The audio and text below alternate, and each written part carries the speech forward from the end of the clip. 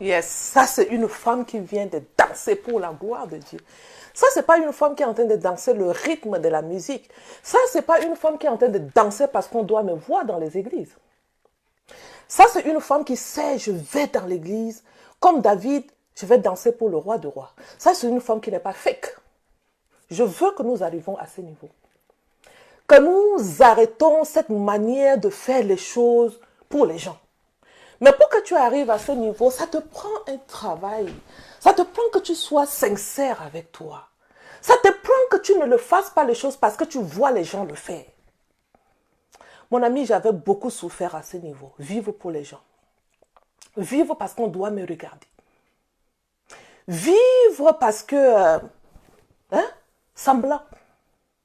Même venir dans l'église louer le Seigneur, il faut que je fasse... Tu sens que c'est vide. Est-ce que quelqu'un comprend ce que je suis en train de faire ici, là? Femme, je veux parler à ton cœur aujourd'hui. C'est une interpellation parce que j'utilise ma vie pour s'il te plaît, partage le live là avec moi. J'utilise ma vie pour enseigner les femmes. Et je vous assure, je suis un enfant de Dieu. Si moi-même un enfant de Dieu, j'étais en train de faire ça, ça veut dire beaucoup des enfants de Dieu le font. Mais il faut une interpellation. Une interpellation pour que les femmes se disent que ce qu'elle est en train de dire là, c'est vrai, ça se fait. Que nous allons dans la maison de Dieu, la musique même, c'est pour nous. La danse même, c'est pour nous. Dieu ne trouve pas gloire dans ce que nous faisons pour lui. Je l'ai fait depuis des années. Depuis des années. J'ai commencé à intervenir dans la chorale, j'étais très très tôt, j'étais très très jeune. Et je vous assure, je partais à l'église, même dans la chorale, je faisais parce que les gens doivent me regarder. Peut-être hier, salut Tréphène, je n'ai pas eu la chance d'expliquer, d'exprimer ce que je suis en train de vous exprimer aujourd'hui, mais je l'ai fait. Je l'ai fait. Et donc, Satan joue avec ta vie. Il joue avec ta vie. Il joue d'une manière sincère avec ta vie. Devenez imitateur de Jésus-Christ. Mais ça prend du temps. Ça prend qu'on se moque de toi. Ça prend qu'il y aura des gens qui vont venir sur ma chaîne pour dire qu'on entend Jésus, et puis leur comportement, c'est toujours vilain. Ça va prendre ça. On va te voir. Mais c'est parce que nous avons été vilains, nos comportements n'honoraient pas vraiment Dieu. Et ce qui fait que même aujourd'hui, quand tu ouvres la bouche pour parler de Jésus, on va te dire, les chrétiens sont comme ça, les chrétiennes sont comme ça. On est trop fake, on n'est pas véridique. Donc j'ai vécu ça durant des années, à faire semblant avec ma vie. Même en louant le Seigneur comme je suis en train de louer là, c'était dans la bouche. Je ne le vivais pas. Je ne peux pas dire à quelqu'un, il est merveilleux. Et puis je dis, il est merveilleux. Jésus est tout puissant. Tout le monde le loue. Il est fantastique. Et ma vie est zéro. Ma vie était fade. Ma vie était vilaine. Et donc cette parole-là, ça sort de ma bouche. Mais dans mon être, dans ma vie, et ne regardez pas mon nez, hein, j'ai eu un peu de blessure ici parce qu'il y avait un bouton qui était sorti, je ne sais pas, j'étais tombée amoureuse de mon mari, beaucoup peut-être. Et donc, cette manière de faire, l'accusateur de saint vient nous accuser. Est-ce que tu as partagé le live-ci? Salut Eliane, comment tu vas? Est-ce que tu as partagé le live-ci? L'accusateur de saint vient maintenant m'accuser devant le Père parce que je n'étais pas véridique. D'accord? Je vais encore te mettre ça. Il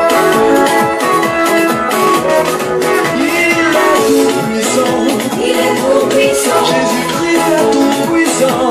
Il est tout puissant. Il est victorieux. Il est victorieux. Jésus-Christ est victorieux. Pourquoi je chante ça maintenant avec toute mon assurance? Parce qu'il a vaincu le mal dans ma vie et sincèrement, je l'ai vu. Je l'ai vu, salut Lydie, je l'ai vu, sincèrement, il a fait ça. Et donc aujourd'hui, quand je loue le Seigneur avec, Jésus est victorieux, je l'ai vu. Je l'ai vu, je peux le faire ça. Je peux exprimer ma joie, je peux exprimer, dire ce que je suis en train de dire sincèrement parce que je l'ai vécu. Je l'ai vécu. Mais j'ai commencé à vivre ça, ça fait à peu près 3 ans. Mais je ne te mens pas, je suis dans la foi, ça fait plus de 35 ans. Mais je mentais, ce n'était pas vrai. C'était pas vrai. Tout ce moment que je marchais dedans, je marchais pour faire plaisir à mon père, parce que mon papa nous a élevés dans la foi, pour faire plaisir à ma mère, parce que je n'ai pas envie de la voir pleurer à cause de mon comportement. Et donc, je devais aller à l'église tout le temps. Je devais œuvrer dans l'église pour que ma maman soit heureuse, pour que mon père soit fier de moi. Mais est-ce que c'est ça? Anyway, on va commencer à rentrer dans le vif du sujet. Et tout de suite, je vous disais, devenez des imitateurs. Et c'est ce qu'il nous demande d'ailleurs, devenez mes imitateurs. Je parlais avec une femme tout à l'heure. Pour celles qui ne me connaissent pas, je suis Béatrice Infeni. Il faut que je partage le live aussi. Je suis Béatrice Infeni. Je suis une conférencière, je suis auteure, je suis une formatrice dans l'académie MML. Mon mari me localise. MMGE, mon mariage, mon jardin d'Éden. Je suis une sœur, une mère. Je suis une maman de 4 enfants. Et je bénis le Seigneur juste pour ma vie actuelle. D'accord? Pour ma vie actuelle, pas ma vie dans le passé, parce que ma vie dans le passé était vraiment catastrophique. Je vivais pour vivre. Je vivais pour faire plaisir aux gens. Je vivais parce que je devais vivre, n'est-ce pas? Et aujourd'hui, je vois comment Dieu est merveilleux. Vrai, vrai, il est merveilleux. Il est merveilleux. Ce n'est pas que je dois le dire de ma bouche, mais je le vis, je le sens. Et je sens simplement que je dois amener d'autres personnes à expérimenter ce que le Seigneur peut réellement faire dans notre vie. Donne-moi une minute, je vais partager le live-ci et on va commencer. On va commencer. Le thème-ci est très très bon. J'ai pris le temps de faire un briefing rapide dessus pour que ça puisse nous aider, nous toutes. D'ailleurs, je vais aussi parler à moi-même. Je ne veux pas seulement parler à vous. Je vais disposer mon cœur afin que le Saint-Esprit me parle. Parce que lorsque je fais de live et que je reviens pour écouter, je me dis souvent, merci Père parce que tu m'as parlé. Oh, gloire à Dieu, merci, vous avez partagé 65 partages. Waouh, vous êtes formidables. Vous êtes formidables. Merci beaucoup. Merci, merci, merci. Ok, je copie le lien. D'accord, je partage rapidement. Il va commencer.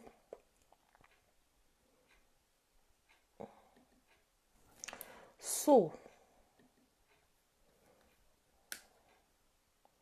Good. Bon, là j'ai pu partager. Ça ne me dit pas de partager. J'aurais aussi partagé sur partager sur mon story. C'est beau. Ok. Guys, les filles, entre nous aujourd'hui, on va parler de ce que nous vivons avec nos belles familles. À la lumière de la parole de Dieu. Qu'est-ce que la parole de Dieu, le testament du mariage nous dit? Il a sa parole sur nous. Il a la parole. Il a laissé un testament qui va nous guider, qui va nous aider dans ce sens-là. Parce que toute une chacune de nous, nous savons que ça lui appartient. J'ai répété ici plusieurs fois, si nous sommes dedans, ce n'est plus pour nous. Nous devons mourir à nous-mêmes, nous devons vivre pour lui, nous devons le faire pour lui, pas à cause de nous. Qui sommes-nous pour vivre heureuse dans le foyer à cause de nous? Mais par contre, lorsque tu décides de vivre dans le foyer pour la gloire de Dieu, ça amène Dieu à se glorifier dans ta faiblesse. Je répète, lorsque tu décides de vivre dans le foyer pour la gloire de Dieu, ça amène Dieu à te glorifier dans ta faiblesse. Tu ne ressens même plus ta faiblesse. Tu ne le ressens plus. Lorsque tu veux vivre dans le foyer pour toi, tu vas subir le coup de l'ennemi. Et tu penseras que tu es en train de subir ce coup de ton mari. Oublie. Oublie, tu ne subis pas ce coup de ton mari. Tu subis des coups de la part de l'ennemi. Beaucoup de femmes ne comprennent pas cela. Elles ont l'impression que c'est le mari qui les fait souffrir. Oublie. Il est victime comme toi. Et quand on est victime, la Bible dit, lorsque les fondements sont renversés, le juste, qu'est-ce qu'il peut faire? Il ne peut rien faire. Il subit comme toi. Arrêtons de nous accuser. Il dit, s'il y a lieu, ne vous plaignez pas les uns des autres. S'il y a lieu, que des paroles de reconnaissance. Je vois qu'il est en train de me dire des mots qui sont trop choquants. Mais je n'ai juste pas le temps de dire, comme tu m'as insulté, n'est-ce pas, tu passes le temps à m'insulter? D'accord. T'as dit, quand elle a dit d'accord, elle a fermé la bouche là, c'est pour 5 jours. L'homme va venir, bonjour. Je te dis bonjour, tu ne me réponds pas. C'est pour m'insulter encore. Pourquoi je vais répondre? Là, tu es en train de vivre dans le foyer pour toi. Tu ne le vis pas dans le foyer. Il dit que si vous vivez, ce n'est plus vous qui vivez. C'est Christ qui vit. Si je vis, ce n'est pas moi qui vis, c'est Christ. Devenez mes imitateurs. Dans ce genre de situation, qu'est-ce que Christ va faire? Il m'a insulté. Et subitement, 2 jours, c'est normal. Mais ce n'est même pas normal parce que la Bible nous dit encore, si vous vous mettez en colère que le soleil ne se couche pas, donc je ne te dirai pas, pendant 24 heures, 32 heures, tu es dans la colère, je ne te dirai pas que c'est normal. Ce n'est pas normal. Devenez mes imitateurs. Guys, ça m'a trop pris le temps pour devenir imitatrice de Christ. C'est très dur. Même jusqu'à aujourd'hui, je continue encore. Si ce que je suis en train de te dire, ça te touche, envoie-moi le cœur alors et partage encore à ce niveau. C'est tellement difficile de devenir imitatrice de Christ avec notre propre force. Et donc, je regarde comment Christ, dans ce genre de situation, comment il allait se comporter.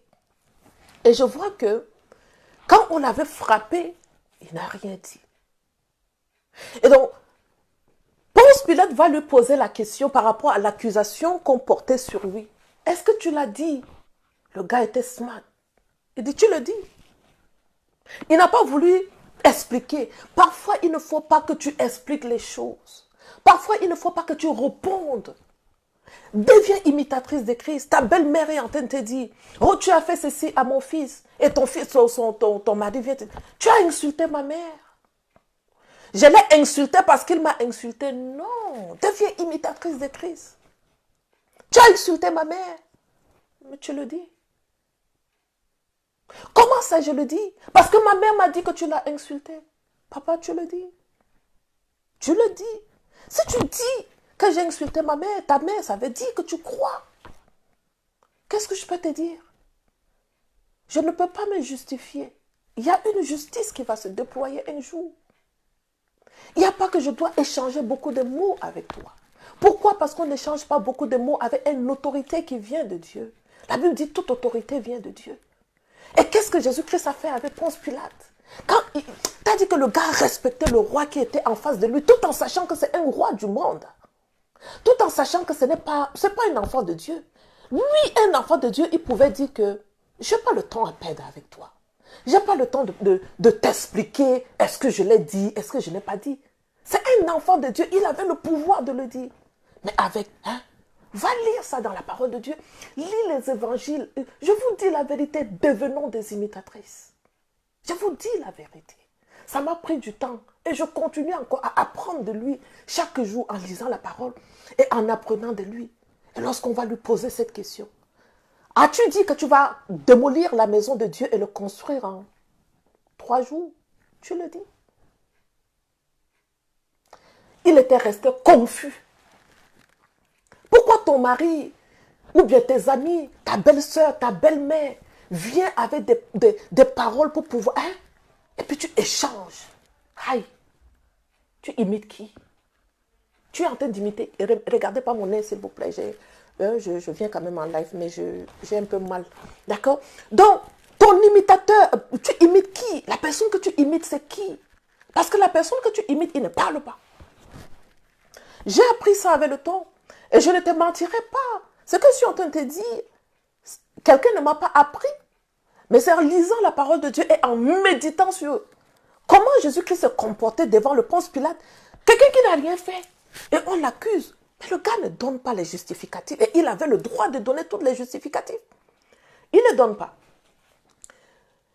Le mariage est la base du foyer. Il y a une place centrale, une place vitale pour la famille. Et cette place est constituée, selon le désir de Dieu, pas selon ton désir. Tu n'as pas voulu créer le foyer. Peut-être beaucoup d'entre nous, moi aussi j'avais fait cette erreur. J'ai voulu créer mon mariage à ma ressemblance, d'accord? À ma ressemblance. J'ai voulu créer mon mariage selon mon désir, selon ma volonté. Ça ne marche pas. Parce que tu dois imiter. Mais comme tu dois imiter, tu imites de qui? Tu imites de Christ. Il a dit, devenez mon imitateur. Deviens l'imitatrice de Christ. Maintenant, je ne veux plus que mon foyer soit comme je veux. Je ne veux pas que ma belle-mère soit comme je veux. Je ne veux pas que mon mari soit comme je veux. Mais par contre, je veux, moi, être comme Dieu veut. Parce que si je suis comme Dieu le veut, absolument, lorsqu'on va me faire quelque chose, je vais imiter Christ. Dans cette situation, comment il s'est comporté? Le mariage existe depuis le jardin d'Éden et la parole de Dieu déclare que le mariage soit tenu en honneur. Ça veut dire que le mariage soit honoré de tous dans certains passages. Hébreux 13, 4. Que le mariage soit honoré de tous. Nous voyons aujourd'hui, belle-mère n'honore pas le mariage. Comment belle-mère va honorer le mariage quand toi-même tu n'as pas honoré ton mariage? Il est très clair, il dit que le mariage soit honoré de tous. Mon ami, entre toi et moi, est-ce que toi-même tu honores? Chaque jour, ma prière est que, Père, aide-moi à honorer ton institution. Ça, c'est ma prière chaque jour. Aide-moi. Salut, merci beaucoup, Pasteur Godson, que Dieu vous bénisse. Chaque jour, ma prière est que, Père, aide-moi à honorer ton institution. Comment je peux honorer ton institution? Toi qui me regardes là, pour que tu honores l'institution, ta part d'honorer l'institution, c'est avec la colère. Ta part d'honorer l'institution, c'est insulter ta belle-mère. Ta part d'honorer l'institution, c'est refuser de parler à toute la belle famille qui t'a fait du mal. Deviens imitatrice de Christ. On lui a fait du mal comme on t'a fait à moi, comme on t'a fait à toi. Sûrement, là où tu es en train de subir encore les insultes de la belle famille alors que tu n'as rien fait. Il y en a qui sont en train de t'accuser, qui ne pensent même pas à ta faiblesse. Qui ne pensent pas que cette fille-là, si elle est en train de se comporter comme ça veut dire, elle a sûrement des blessures émotionnelles. Regardons là où elle vient de la famille. J'imagine que le monsieur est venu prendre une fille qui a été violée, et il y en a beaucoup qui a été violée, même par les cousins ou les cousins. Ah Seigneur, aide-moi. Je vous assure, je parlais à une femme qui vit des situations tellement difficiles dans le foyer. Et c'est son mari qui m'a contacté. Il dit, Béatrice, quand j'ai connu cette femme, elle n'était pas comme ça. Ma femme était une femme aimable. Aujourd'hui, je ne dis pas un mot, elle m'insulte. Il n'y a plus de joie dans ma maison. Et quand on a fait le rendez-vous, on a commencé à travailler. Et je lui dis, s'il te plaît, je veux que tu prennes ta femme dans les bras. Je veux que tu la prennes parce que la femme a besoin d'attention. Le monsieur n'arrive pas.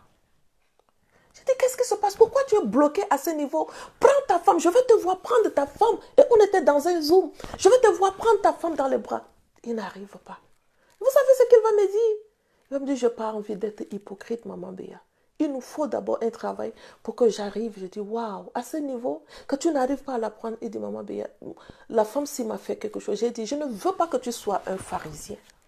Je ne veux pas que tu me dises que ta femme a fait quelque chose. Nous devons commencer par, j'ai beaucoup blessé ma femme.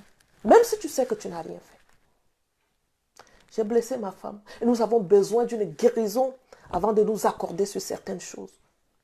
Ça va m'aider beaucoup. Je prends la femme à côté pour travailler avec elle. Elle commence à me raconter sa vie. J'ai pleuré. J'ai pleuré et j'étais obligée de lui dire, tu sais, je vais te rappeler. Tellement que je pleurais. Et elle pleurait aussi beaucoup.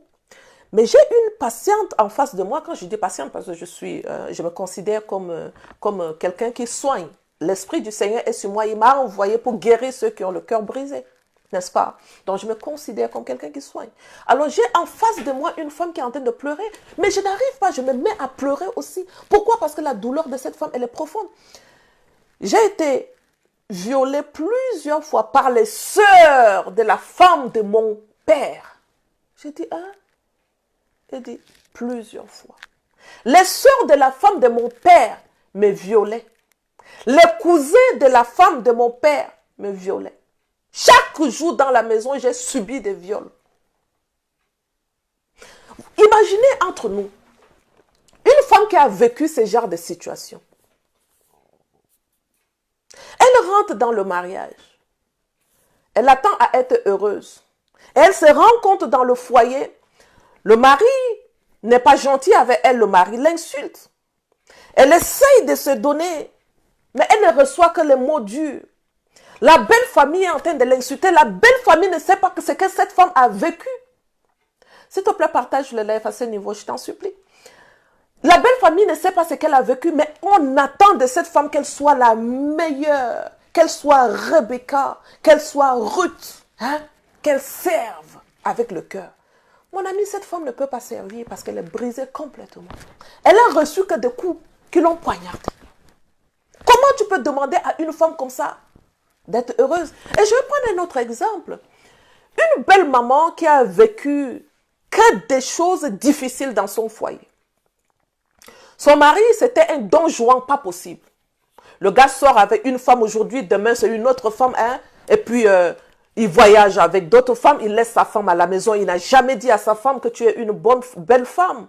Et quand il rentre à la maison, c'est pour tyranniser la femme. Hey, s'il te plaît, mets-moi la nourriture sur la table, je dois manger. Et la femme court. Donc quand il est en train de rentrer dans la maison, elle est de pop, pop, pop, elle court. Elle court parce que elle a juste peur de son époux. Et donc, son fils épouse une femme. Mais par contre, son fils est... Merci beaucoup pour les gens qui partagent. Merci beaucoup, que Dieu vous bénisse. Elle voit son fils avec sa femme tellement heureuse, elle rit. La femme, elle est malheureuse parce qu'elle a vécu des situations difficiles. C'est une belle-mère qui est... T'as dit qu'elle est brisée. Cette belle-mère, elle vous voit comme ça, elle t'envie. Elle t'envie parce qu'elle n'a jamais vu son mari la prendre dans ses bras. Elle n'a jamais vu que son mari voyage avec elle. Tu trouves une maman, une belle maman comme ça, mais son fils veut voyager avec toi. Mais gars, la femme va mettre le bâton dans le roue. Pourquoi? Parce qu'elle n'a pas eu la chance de vivre ça. Il faut que vous compreniez les gens. Comprenez les gens pourquoi la personne vit cette situation. Rentre en profondeur. Ne soyons pas pressés pour juger. Une fois, je partais pour déposer mon enfant à la garderie. Il y a une dame qui est venue garer la voiture, mais elle a garé la voiture loin. Et l'école de son enfant était un peu loin devant. Elle a laissé l'enfant marcher à pied pour aller. Mais j'ai dit, tu es venu pour déposer l'enfant à l'école. Pourquoi tu ne déposes pas l'enfant devant la classe et tu laisses l'enfant traverser comme ça, loin, marcher à pied jusqu'à là-bas? Pourquoi ne pas aller? Le Saint-Esprit me dit, ne sois pas pressé pour juger les gens. Et il va m'enseigner en même temps. Il dit, cette femme dépose son enfant loin parce que la femme veut que son enfant marche un tout petit peu le matin pour prendre de lait. Je dis, papa, hey. Je pensais que c'est une mauvaise maman qui laisse son enfant loin pour que son enfant marche là-bas jusqu'à là-bas. Alors que la femme était en train de vouloir faire du bien. Et donc, il laisse l'enfant loin. Il veut que l'enfant marche à pied. L'enfant marche. Et donc, je voyais l'enfant marcher. Et dit, tu vois la manière dont l'enfant marchait? Et là, comme ça, j'étais en train de parler avec l'esprit. Tu vois la manière dont l'enfant marche? La femme fait ça pourquoi? Parce qu'il veut que son enfant marche, il dégage de l'énergie avant d'aller commencer le cours. J'aurais aimé que tu nous enseignes comme ça chaque jour. Parce que je rate pour juger les gens. Parce que tu hâtes pour juger les gens. Salut Gaël. Parce que tu hâtes pour juger les gens. Et donc tu vois la situation d'une belle maman. Parfois elle est en train de vivre les situations difficiles. Fleurine, s'il te plaît, je vais dépasser 1 heure du temps aujourd'hui. Ne m'appelle pas. Juste, je vais gérer. Ce serait un tout petit peu long pour moi, mais je vais gérer parce que j'ai beaucoup de choses à dire. L'homme et la femme se complètent. Ils cèdent dans leurs différences. Ils cèdent dans leurs déficiences. Tu dois savoir que tu es déficiente à quelque part. Ne pense pas que tu es trop forte et que tu veux absolument que les autres soient comme toi. Non. Tu es forte là où il se sent faible. Il est fort là où toi, tu te sens faible. Et ensemble, on va former un tout complet. Personne ne doit être dans le foyer au bas, parce qu'il ne doit y avoir jamais 2 capitaines dans un foyer. L'état d'Adam dans la solitude a suscité Dieu à lui créer une aide. C'est parce que Adam dans la solitude avait besoin de quelqu'un. Et donc lorsque tu viens, ne pense pas que tu viens pour aider Adam seul. Adam n'a pas été taillé d'un arbre. Adam a été taillé de Dieu. Et quand tu rentres dans un foyer, automatiquement ce qui est dans ta tête, l'homme n'a pas été taillé d'un arbre. L'homme a été taillé de la femme et de l'homme, son mari. Les deux ont été taillés de Dieu. Donc automatiquement, ton mari a été taillé de Dieu. Et donc comme ton mari a été taillé de Dieu, il y a quelqu'un que tu vas honorer dans la vie de ton époux. C'est l'autorité, toute autorité qui vient de Dieu. Je répète, il y a quelqu'un que tu vas honorer dans la vie de ton époux. C'est l'autorité. Et comme toute autorité vient de Dieu, dans le livre de Romains 12, toute autorité vient de Dieu. Et automatiquement, ton mari qui est une autorité vient d'une famille père et mère. La famille père et mère vient de quelque part de Dieu. Et il faut honorer Dieu dans la vie de ces familles. Il faut que tu honores Dieu afin d'éviter plus de complications dans la vie de couple. Il faut que tu laisses absolument la personne de qui l'autorité est venue te guider. Et il doit justement te guider dès la fondation Quand les fondements sont renversés, le juste que fera-t-il? Dès la fondation, il faut qu'il te guide à trouver l'âme sœur. S'il t'a guidé à trouver l'âme sœur, il t'enseigne sur la belle famille. Il t'enseigne sur les blessures de la belle famille. Il t'enseigne dans la communication dans cette belle famille. Je me rappelle quand j'ai épousé mon époux, je suis venue déjà, j'étais broke. Moi, je cherchais un mariage, je voulais un mari. Et je l'avais vu, je l'avais eu. Dieu merci. Mais en derrière de ça, il y a une famille solide qui est construite. Mon beau-père a pris le temps de construire sa famille. Et mon mari, c'est l'aîné de cette famille. Et moi, je suis la femme, l'aînée. Automatiquement, je prends la place de l'aîné. Et je deviens la fille aînée de cette maman. Et comme je suis devenue la fille aînée de cette maman à cause de l'alliance maritale avec mon époux, j'ai commencé à apprendre la position de l'aîné. La position de l'aîné, quand il y a une situation, l'aîné fait comment? L'aîné réagit comment?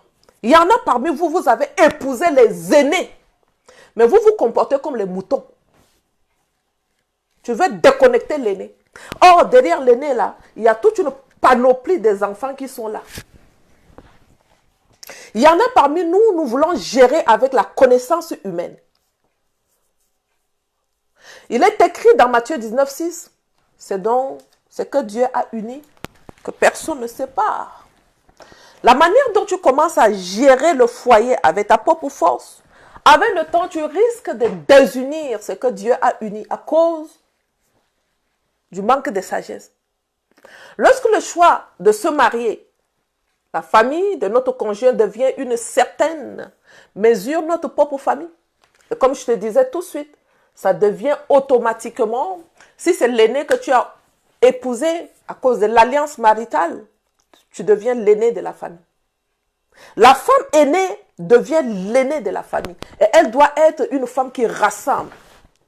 Elle rassemble tout le monde. Elle va rassembler les sœurs de la femme, des petits frères. Non, toi là. Ah non, les problèmes. Moi, je reste loin de la famille là parce qu'il y a trop de problèmes. Ah non, ma belle-sœur là, je ne m'entends pas parce qu'il y a trop de problèmes. Les problèmes là, ça vient d'autres personnes. Examinons-nous. Examinons-nous. La majeure partie du temps, la femme prend le nom de l'homme. C'est un acte qui est fort. C'est un acte qui est significatif. Lors des mariages, les deux familles sont impliquées. Mais jusqu'à quel point ils doivent être impliqués pour avoir des relations saines, des relations qui sont équilibrées. Nous devons nécessairement poser des limites pour éviter les débordements. Tu rentres dans une famille, tu prends les belles-sœurs comme ton amie. Les belles-sœurs ne peuvent pas être ton amie. Tu es l'aîné dans cette famille. Mes belles-sœurs ne peuvent pas être mon amie. J'ai toujours refusé cela. Ça ne veut pas dire que je ne peux pas être joyeuse avec elle, courtoise avec elle. Ça s'arrête là.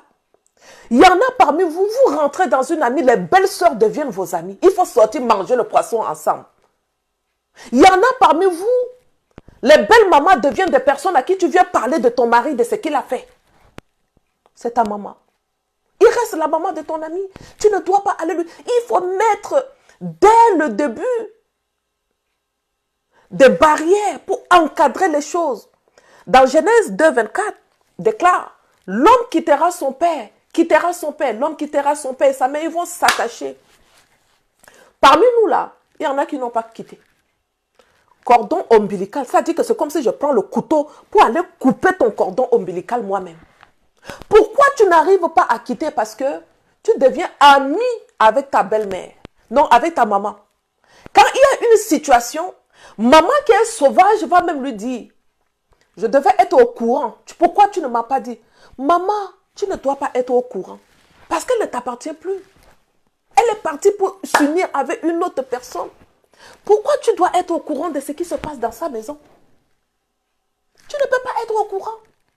Même si elle vient pour te dire, maman, j'ai une situation avec mon mari. Et elle commence, papa. Une maman qui est sage. Est-ce que c'est que tu es en train de me dire, est-ce que ton mari sait que tu vas partager cela avec moi? Mon mari devait être au courant, oui. Chaque chose, s'il y a une situation qui ne marche pas, dis à ton mari, papa, je vais partager ça avec ma maman. Elle est âgée, elle pourra peut-être nous donner des conseils. Mais tu ne pourras pas dire ça. Pourquoi tu ne pourras pas dire? Parce que à ton mari, tu ne fais même plus pas confiance. Il y a des foyers où l'homme ne fait pas confiance à son époux, la femme ne fait pas confiance, et donc on fait les choses en cachette. Et donc tu vas courir pour aller trouver ta maman et tu exposes ton foyer. Tu ne peux pas amener ce qui se passe dans ta maison pour demander le conseil à ta mère. Parce que ton père n'était pas comme ton mari. C'était deux personnes différentes. Ta maman va te donner le conseil par rapport à son expérience. Ta maman va te donner le conseil par rapport à son vécu. C'est pas mauvais, c'est bon. N'oublie pas que les conseils qu'elle est en train de te donner, elle risque de prendre parti parce que tu es son enfant. Aucune maman ne veut voir la souffrance de sa fille. Elle risque de ne pas être rationnelle dans les conseils. Et donc toi, tu vas trouver que le conseil qu'elle est en train de te donner est bon. Pourquoi? Parce que c'est ta mère et c'est normal. Quelle maman va laisser son enfant souffrir à quelque part? Messieurs, quand il y a une situation dans la famille, elle va aller parler avec sa mère. Mais oublie pas que le conseil que ta mère va te donner ne sera pas rationnel. Pourquoi? Parce que tu es son fils. Quelle est la maman qui va dire, ah, ce que ta femme a fait, elle a bien fait. C'est rare, mais on en trouve. Ma mère, oublie que tu viens pour lui parler de ton foyer et que ma mère prenne ta partie. Mon ami, oublie. Ma mère ne prend jamais nos parties. Et j'ai fait une erreur une fois. J'étais encore chez mon frère. Je n'étais même pas encore une épouse. Je vivais chez mon grand frère. J'avais une malentendue avec ma belle-sœur. Partagez ce live-là, s'il vous plaît. Je vous en supplie. J'avais une malentendue avec ma belle-sœur. Et je m'en vais, je vois ma mère. Je raconte ce qui s'est passé à ma mère. Parce que je pensais que ma mère allait dire, ah, la femme là, elle est venue, mais elle fait souffrir mes enfants. La femme, si c'est moi qui suis partie la chercher. La femme là, c'est moi qui l'ai dotée. Comment elle fait souffrir? Oublie. Je parlais à ma mère, je parlais. Elle était là, elle était de casser l'arachide. Elle a cassé son arachide, elle a cassé. J'ai dit, maman, tu es avec moi? Elle dit, J'ai parlé, elle me fait ceci, elle me fait cela, elle a fait. Ma mère a déposé la calebasse de son arachide. Elle s'est tournée comme ça vers moi. Elle m'a regardé dans les yeux. Elle me dit, tu vas te marier aussi. Et tout ce qui est en train de se passer aujourd'hui là, tu vas le goûter. Hein? Maman, c'est tout ce que tu me trouves à me dire. Il dit, ce qui est en train de se passer aujourd'hui là, tu vas le goûter. Chaque femme goûte à ça. Ne t'en fais pas. Elle dit, hey. Maman, la femme là me fait trop du mal. Elle dit, je sais. Chaque femme goûte à ça. Ma mère a refusé de prendre ma partie. Ça m'a marqué. Toi là, tu vas te marier. Toi-même, tu as souffert. Ta belle famille t'a insulté. Tes belles soeurs t'ont insulté. La même chose, tu vas encore répéter. C'est une chaîne. Ça ne s'arrête pas. Mais il faut que ça s'arrête. Il faut que chacune de nous, on s'assoie et on examine. Cette souffrance, ça vient d'où? La personne, si se comporte comme ça, qu'est-ce qui se passait? Avec le temps, j'ai compris que ma belle-sœur se comportait comme ça parce qu'il y avait quelque chose à quelque part qui ne fonctionnait pas. Et ça prend de la sagesse pour comprendre que la personne, si elle est en train de se comporter comme ça, il y a quelque chose. Ma belle-mère est en train de se comporter comme ça. Si je regarde sa vie, c'est une femme qui a souffert dans le mariage. Et donc, lorsqu'elle me voit comme ça avec mon mari, elle ne peut pas être tout joyeuse. Qu'est-ce que je fais? Ça va venir, qu'est-ce que je fais? Des limites doivent être établies avec les amis de la famille. Malheureusement, beaucoup de couples ont du mal à trouver le bon équilibre. Si vos parents perturbent l'harmonie de votre foyer, c'est que vous n'avez pas établi des limites dès le départ. Rassurez-vous qu'il n'est pas trop tard pour le faire. Chacun ou chacune de nous doit connaître sa place et être capable de faire la bonne chose de la bonne manière. En tant que couple chrétien, je parle ici aux chrétiens, vous devez toujours chercher à protéger votre mariage et le pilier de votre foyer doit être l'harmonie. Le pilier du foyer, c'est la paix. Le pilier du foyer, c'est la joie. Le pilier du foyer, c'est l'unité. Si le foyer n'a pas ces 4 choses, elle ne tient pas. Si le foyer a été fondé sur une mauvaise fondation, elle ne tient pas. C'est à toi de chercher à savoir comment je fondais mon foyer. Il y en a qui ont fondé le foyer avec les mensonges. Quand tu as fondé le foyer avec le mensonge, mon ami, assis-toi avec toi, restaure ton foyer. Sinon, tu vas Il y aura des réclamations sur ta vie maritale.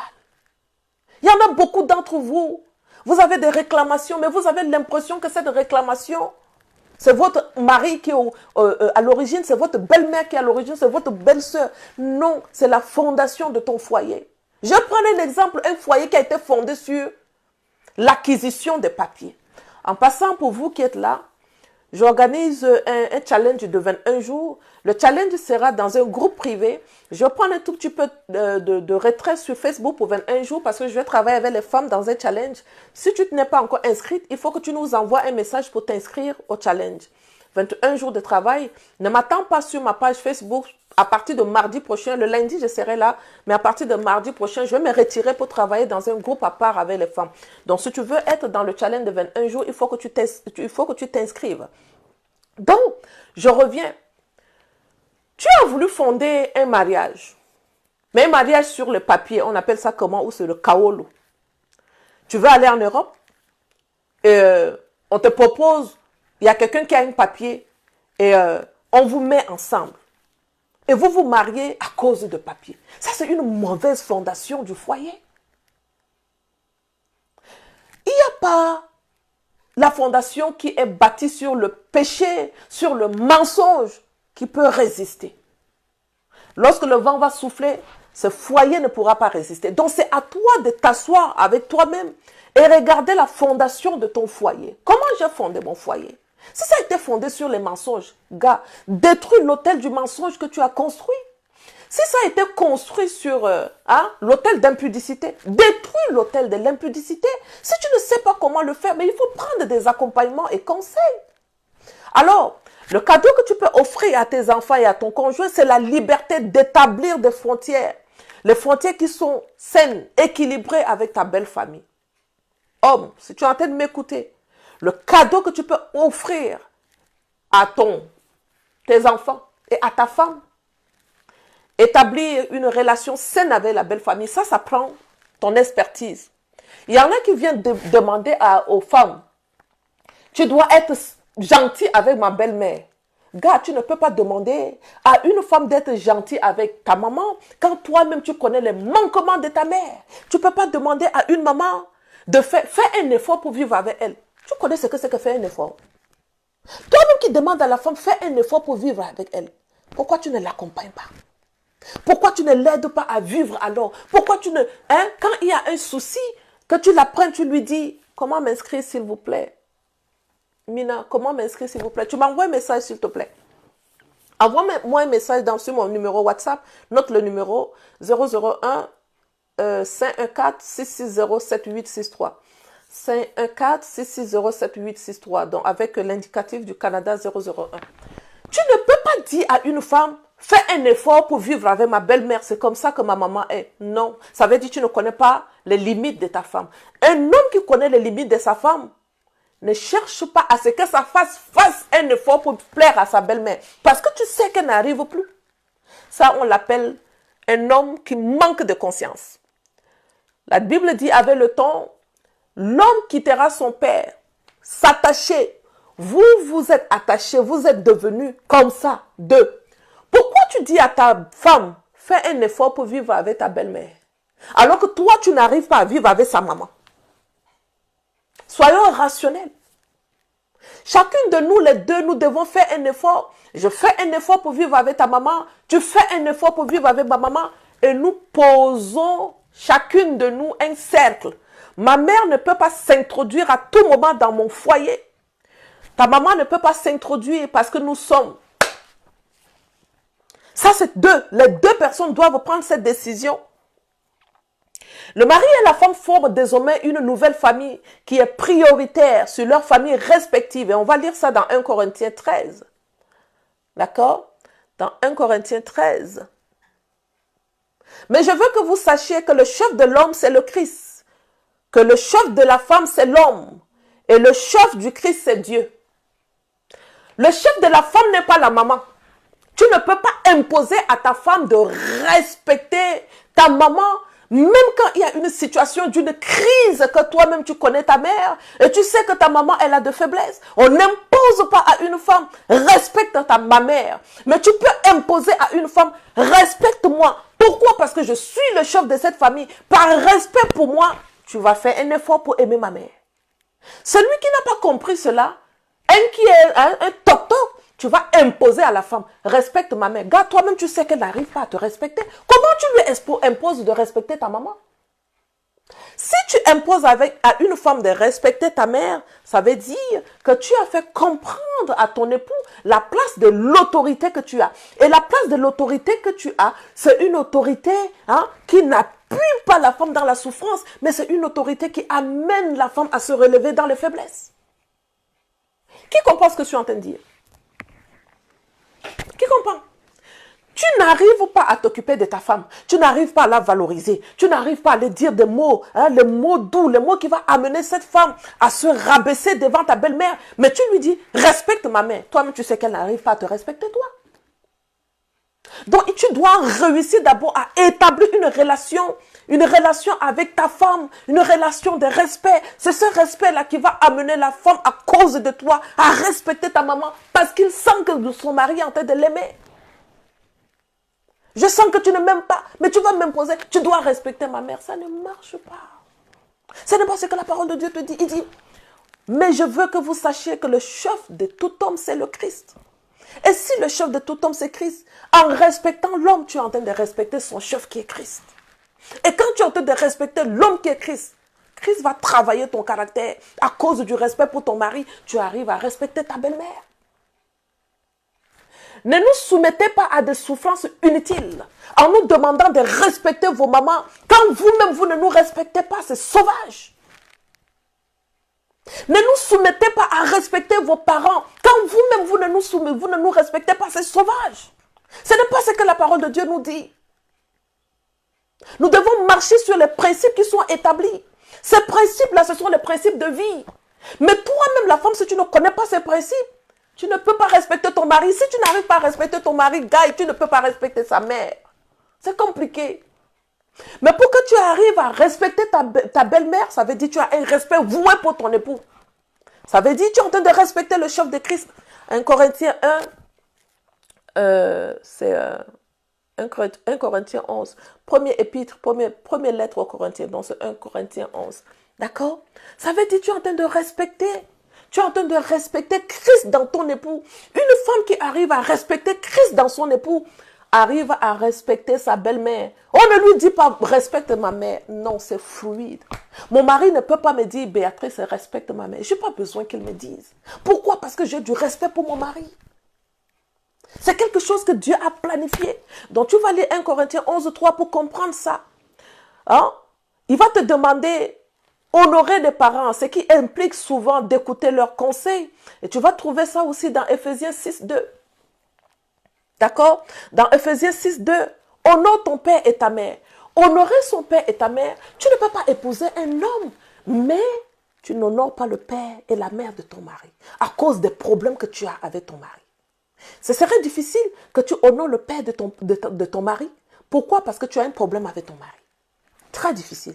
Pour que tu arrives à honorer le père de ton mari, à honorer la mère de ton mari, rétablir la relation avec ton mari.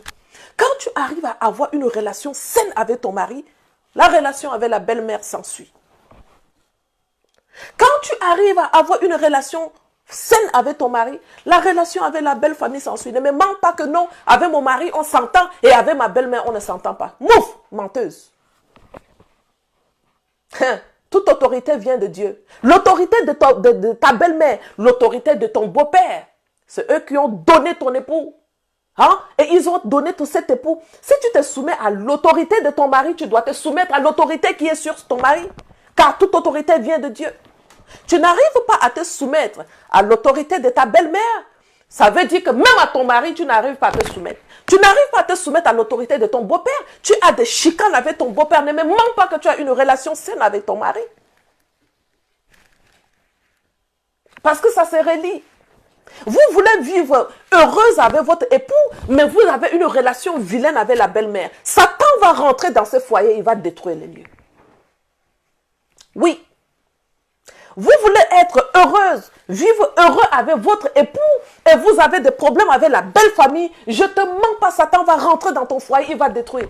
Quand il rentre à quelque part, Et ce n'est pas seulement sur vous, ça va sur les enfants. Jusqu'à 4 générations de souffrance que tu es en train de construire. J'ai dit, tu es en train de construire 4 générations de souffrance.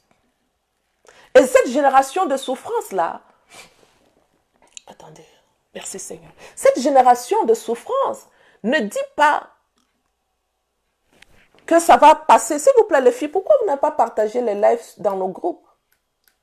Ah tiens, c'est beau, je viens de voir ça. Merci beaucoup, que Dieu vous bénisse abondamment. Merci beaucoup, vraiment merci. Alors, lorsque tu n'arrives pas à avoir une relation équilibrée avec la belle-mère, commence à travailler sur ta relation avec ton beau-père, avec ton mari. La relation avec ton mari, une bonne relation équilibrée avec ton mari, t'amène à avoir une relation équilibrée avec la belle famille. Analyse la situation et vois là où il y a des problèmes. Ne ferme pas les yeux, ça veut dire, comme il se comporte comme ça, moi aussi je vais me comporter comme ça. Tout le monde se met dans son coin. Hein? Ils sont là-bas chez eux. Moi aussi je suis ici. Et la parole de Dieu ne te dit pas ça. Non, c'est une grosse erreur. On ne s'entend pas. Ma belle-mère est comme ça.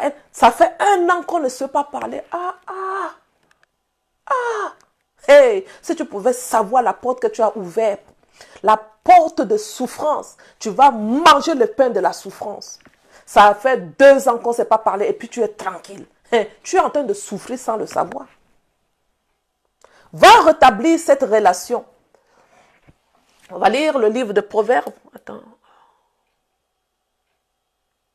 Un cœur calme donne la vie au cœur, mais la jalousie est une maladie qui ronge les os. D'habitude, quand tu vois une maman est en train de se comporter comme ça veut dire qu'il y a une jalousie qui est quelque part. La jalousie peut être due par rapport à sa vie, comme je te racontais tout à l'heure, sa vie, elle a souffert dans son mariage, son mari ne l'a jamais valorisé. Son mari lui dit que des mots durs et il voit ta relation avec son fils. Malheureusement, la jalousie risque de s'introduire dans le foyer. Maintenant, quand tu vois s'il y a un cas de jalousie, prends le temps de gâter ta belle-mère. Prends le temps de la valoriser. Ne fais pas ce bien à cause d'elle. Fais ce bien à cause de Christ dans ton époux. Si tu es une femme qui sait qu'en épousant un homme, tu as épousé Christ dans l'homme, tous les biens que tu fais, tu le fais pour Christ. Pourquoi? Parce que l'image de ton mari, c'est l'image de Christ. Ton image à toi, c'est l'image de Christ. Et donc, 2 personnes qui ont l'image de Christ en eux, ils sont imitateurs de Christ. C'est ce que Christ te demande. Devenez mon imitateur. Et quand tu as Christ comme imitateur, il t'a enseigné quelque chose. Il t'a enseigné la compassion. Il t'a enseigné la miséricorde. Et cette miséricorde t'amène automatiquement à voir les faiblesses de ta belle-mère. Parfois en se sacrifiant. Comme Christ s'est sacrifié pour toi. Tu te sacrifies. C'est beaucoup de sacrifices. Maintenant, ça dépend de comment tu parles. Je me suis sacrifié pour eux. Regarde comment je suis devenue. Mon ami, on ne se sacrifie pas pour les gens et on le dit. Christ s'est sacrifié pour toi. Et il n'a jamais dit à quelque part, je me suis sacrifié pour vous et vous m'avez fait du mal. Deviens l'imitateur de Christ. Deviens l'imitateur. Ne te sacrifie pas pour ta belle famille et pour le répéter. Non. Tu sais pourquoi tu le fais. Il y a une récompense pour chaque acte que tu poses.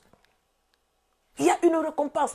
Zip. Quand tu t'es sacrifié pour la belle famille, personne n'a le droit de savoir que tu t'es sacrifié pour la belle famille. Une fois marié, on n'est plus sous l'autorité de ses parents. Le chef de tout homme, c'est Christ. Et le chef de la femme, c'est l'homme. C'est-à-dire le mari. Tu ne peux pas repartir encore en arrière. Quand tu as des problèmes avec ton époux, et donc automatiquement, la personne qui doit chercher à résoudre ton problème, c'est sa maman. Grosse erreur à ne pas faire. Quand tu as des problèmes avec ton époux, ne partage pas avec ta belle-mère. C'est son fils.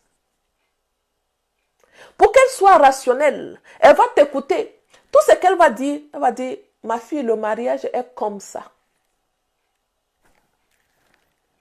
Elle n'a pas résolu le problème. Mais dans son cœur, tu as sémé quelque chose. Et quand on sème quelque chose, on le récolte toujours. Comme tu as sémé dans son cœur que tu as le problème avec son fils, quand elle s'en va dormir la nuit, si son cœur n'est pas protégé par la présence du Saint-Esprit, cette femme, l'ennemi va venir s'aimer quelque chose en elle contre toi. Shalom Rosalie. Comment s'inscrire? Mon numéro de WhatsApp 001 514 660 7863. 001 514 660 7863. Ou bien mes assistantes sont là. Elles vont juste prendre ton nom. On va t'envoyer une invitation pour rejoindre le groupe. Pour 21 jours, l'inscription, c'est 50 € pour celles qui sont en Europe et 20 € pour celles qui sont en Afrique. On a 21 jours. S'il vous plaît, je fais parmi les coachs dans le domaine des relations de couple. Il n'y en a pas une qui travaille avec vous, qui vous donne tous les conseils lundi, mardi comme moi. Je vous dis la vérité. Et je m'assois avec vous pendant 1h30. Mais je vous assure, sur 21 jours, vous n'allez pas me voir sur ma page. Je vais travailler qu'avec les femmes qui se sont inscrites au challenge de 21 jours. Tous les conseils seront là-bas. Comment méditer la parole de Dieu? Comment prier? Comment jeûner? Comment la relation avec belle-mère? Tout ce que je suis en train de te dire ici, là, ce n'est même pas 5%. C'est tout un programme de relations. Comment avoir une bonne relation avec une belle famille? Construire cette relation solide, comment les construire? On va voir ça de l'autre côté. D'accord? Ce que tu dois faire, essaie de te mettre à leur place et de comprendre la raison de ce que vous percevez comme intrusion. Les parents ont parfois simplement besoin de savoir qu'ils comptent encore pour leur enfant. Ils ont besoin de savoir qu'ils comptent encore pour leur enfant. Tu ne peux pas prendre le fils de quelqu'un et tu veux le déconnecter. Non. Si tu le déconnectes, tu auras des problèmes avec la belle famille. Si tu as un problème avec lui, je vais en parler avec ma belle-mère, Fayanayou. On ne parle pas avec la belle-mère. Il faut que ton mari soit au courant que cette situation-là, vous n'avez pas pu gérer et qu'il faut absolument que vous parlez avec la belle-mère. Tu parles avec la belle-mère, tu sèmes quelque chose dans la belle-mère. Tu as sémé, l'ennemi va venir arroser ça la nuit. Ce que tu as dit là, ça va se retourner contre toi parce que tu n'es pas sa fille. N'oublie pas. Tu n'es pas sa fille. Même si par alliance, tu es devenu sa fille, Satan rôde. Il cherche qui détruire. Attention. Vous qui partez, ah, mon mari se comportait avec moi comme ça, et puis j'en ai parlé avec ma belle-mère. Arrête ça aujourd'hui. Prie pour ta belle-mère, plutôt. Arrête de donner hypertension à quelqu'un. Hypertension. Hypertension. En anglais, il y a une femme là, je regarde souvent les films nigériens, elle dit, don't give me hypertension. Ne leur donnez pas le hypertension, d'accord, le hypertension. Ne leur donnez pas ceci. Continuez à vous supporter les uns les autres. Et vous pardonnez, il faut vous pardonner volontairement. Si quelqu'un a sujet de se plaindre à un autre, dans Colossiens 3:13, je vais te lire ça encore rapidement. J'aime beaucoup ce passage-là. Beaucoup, il dit, continuez à vous supporter les uns les autres, à vous pardonner volontiers les uns aux autres. Même si quelqu'un a une raison de se plaindre, hein, pardonnez-vous volontiers comme Christ a pardonné. Deviens imitatrice de Christ. C'est encore ici. Comme Christ a pardonné. Il dit, papa, pardonne-les. Ils ne savent même pas ce qu'ils sont en train de faire. Et j'aime sa manière de parler. Je suis sûr et convaincu. Il disait comme ça, papa. Et comme il sait magnifier son père. Ah, le gars aime magnifier son papa. Il sait parler. Il dit, père, je sais qu'il temporise la situation. Son papa était fâché sûrement. Et il va dire, papa, pardonne-les parce qu'ils ne savent pas ce qu'ils font. Hein? Pardonne-les. Pardonne-les. Et la joie du Seigneur devient ta force. Tu ne t'arrêtes pas sur les détails. Tu vois comment la belle famille rentre chez toi. Ils font des choses bizarres. Toi, tu sais là où tu vas aller attaquer.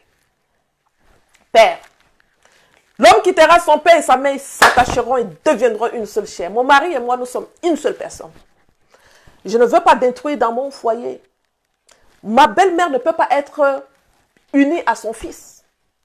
Ma mère ne peut pas être unie à moi. Je refuse. Ça, ce sont les principes divins du mariage. Les principes divins. Si vous ne comprenez pas les principes et vous ne les appliquez pas, vous aurez des problèmes. Le principe divin du mariage, c'est que lui et moi, deux, unis. Alors je vois qu'il est uni à sa mère. Je coupe le cordon ombilical dans le sang de Jésus. Ça, si c'est une femme qui a une relation d'intimité avec son Créateur, cette simple prière-là, ça coupe. Je coupe son cordon ombilical avec sa mère. Je coupe mon propre... Et ne dis pas que tu coupes avec sa maman et toi, tu continues avec ta maman. Ta prière ne va pas porter de fruits parce que c'est le Dieu de la justice. Et donc, si tu veux couper le cordon ombilical, tu coupes son cordon ombilical avec sa mère et tu coupes ton cordon ombilical et tu ramènes vos deux cordons ombilicaux et tu les attaches ensemble. Ça, c'est un acte de foi. Et je déclare que j'attache le cordon ombilical de mon époux à moi. Je le serre dans le sang de Jésus. Rien ne peut séparer parce que c'est toi qui le dis. Que l'homme ne sépare pas. Là, c'est encore un autre principe divin du mariage. La parole déclare que l'homme ne sépare pas. Et si tu as déclaré ceci, rien ne peut séparer. Mais lorsque tu ne comprends pas ces principes, tu cours. Zip, tu t'en vas dire ta part à ta maman. Il court. Boum, il s'en va raconter sa part. Deux foyers, à deux personnes qui vivent dans un foyer divorcé. Le principe divin n'est pas respecté. Le principe de l'unité n'est pas respecté. D'où il y a beaucoup de problèmes. Quand vos parents vous donnent un conseil, ne soyez pas automatiquement d'accord. Non. Souvenez-vous que vous êtes en train de construire une nouvelle famille. On ne construit pas une famille sur la base de l'expérience parentale. On construit une famille sur la base de l'expérience de Dieu. Qu'est-ce que la parole de Dieu t'enseigne? Je ne peux pas construire mon foyer sur la base de mon père. Non, parce que mon papa, c'est comme ça qu'il a fait, mon ami. Non. Construis sur la parole, sur la parole. La Bible, qu'est-ce que la Bible te dit? Ne construis pas sur ce que ton père a construit. Et s'il a construit il a construit sa maison sur le bastonnage. Tu construis pour toi aussi sur le bastonnage. Hein? Moi, je ne joue pas avec votre maman. Je ne joue pas avec votre maman. Quand j'ai un problème, moi, j'étais dur avec elle. J'étais dur, on ne joue pas avec les femmes. Et toi aussi, tu commences à appliquer ça. Il est dit nulle part que Dieu t'a dit, ne joue pas avec les femmes. Tu as trouvé ça où? C'est écrit ici. C'est écrit ici, homme, ne jouez pas avec votre femme, soyez dur avec eux. Pourquoi ton père te dit, on ne joue pas avec les femmes, on n'est pas amis? Hein? Dieu vous dit, soyez les imitateurs. Et si tu es imitateur, il dit, moi, je ne vous appelle pas serviteur, je vous appelle ami. C'est ce qu'il t'a enseigné. Je ne vous appelle pas serviteur. Pourquoi tu écoutes ce que ton père te dit et puis tu dis, ma femme n'est pas mon ami? Pourquoi Jésus-Christ t'a appris et il te dit, moi je ne vous appelle pas serviteur, je vous appelle ami. Pourquoi tu fais de ta femme une esclave? Parce que ton père t'a dit, moi je suis dur avec votre mère. Et puis tu copies. Non. Non. Non, non, non. Demandez d'abord à votre conjoint ce qu'il en pense. Question. À ma belle-mère, comment se comporter avec une belle-mère? Au beau-père, comment se comporter avec un beau-père qui est envahissant? Demande, lis la parole de Dieu, tu vas trouver. Je vais prendre un exemple sur Abraham. Abraham ce n'était pas un homme qui était facile. Un homme qui fonctionnait avec les mensonges. Son fils Isaac était venu, il a aussi voulu fonctionner avec ça.